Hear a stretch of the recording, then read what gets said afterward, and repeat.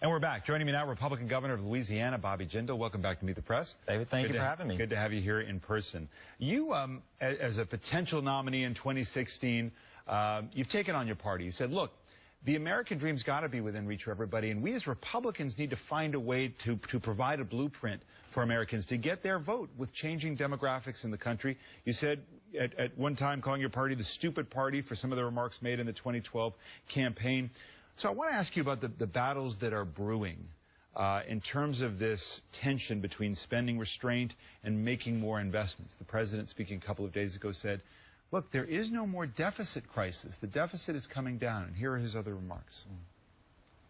We don't have an urgent deficit crisis. The only crisis we have is one that's manufactured in Washington, and it's ideological.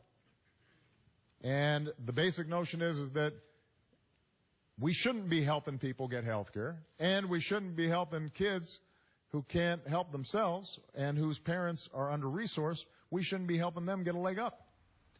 This is about the role of government in helping people reach their version of the American dream.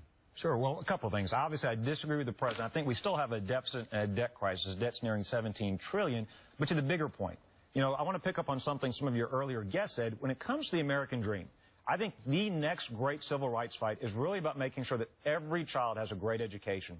You look at all those disparity numbers, and it really comes down to making sure that every American has a chance to get a great paying job. It starts with a great education. Let's be honest. We all like to say we're for equal opportunity in education. That's not the reality in America.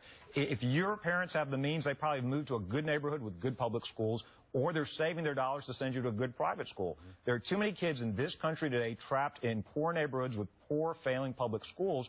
In Louisiana, we're doing something about it. 90% of our kids in New Orleans are in charter schools. In 5 years, we've doubled the percentage of kids doing reading and math on grade level. We've now taken a program statewide so the dollars can follow the child.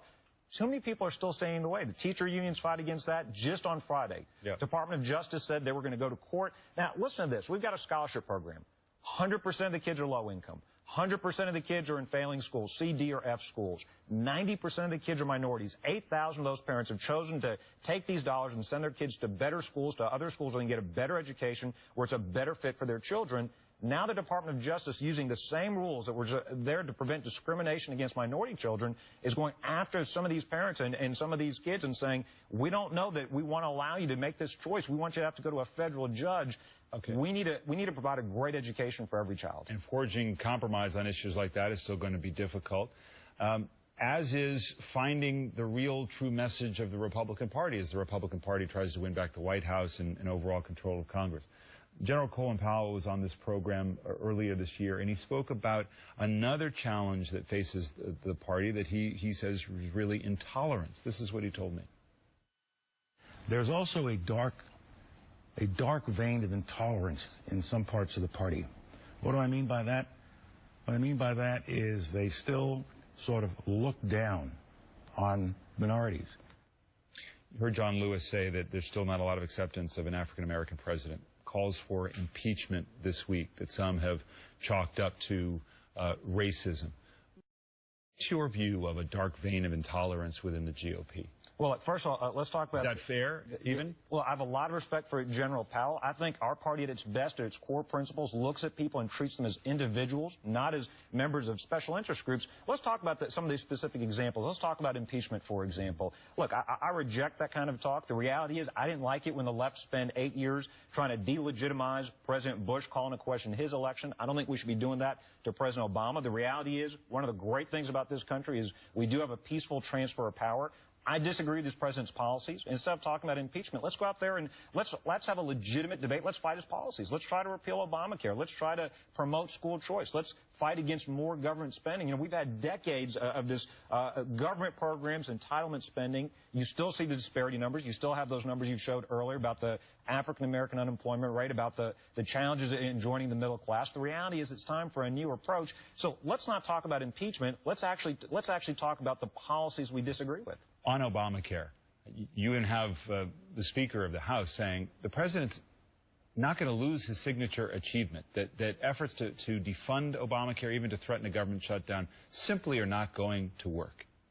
Well, look, one, I don't know why we would negotiate with ourselves. As somebody, this is not about politics. I think Obamacare is bad for our healthcare system. My background's in healthcare policy. I care deeply about healthcare.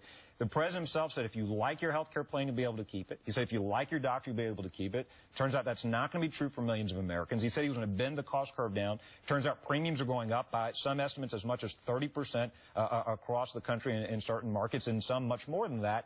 So I don't know why we would take any option off the table. I don't think this president or the Democrats are going to want to shut down the government. That's a false choice. That's a threat coming from them. I think Republicans should use every tactic, every option we can to repeal and replace Obamacare. Well, what would the impact of shutting down the government mean? Again, look, I think this is a false threat from the other side. I don't think you have to shut down the government to repeal and replace Obamacare, but I don't think Republicans should be taking options off the table. I think we should be fighting to defund it. The reality is that let's have that debate. I don't think Republicans should be negotiating with ourselves and saying we're not going to do this, we're not going to do that.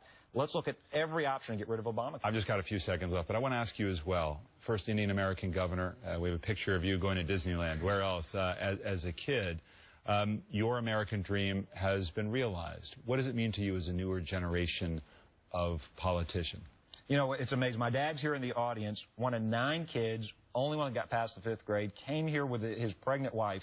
What's amazing to me is he had the confidence, didn't know anybody, went through the yellow pages, calling people, had the confidence he could get a job. He has an accent, not a Southern accent. He's got an accent. What's amazing to me, he has lived the American dream. I want my children to have those same opportunities. This is the greatest country in the history of the world. Governor Jindal, thank you for being here. Appreciate it very much.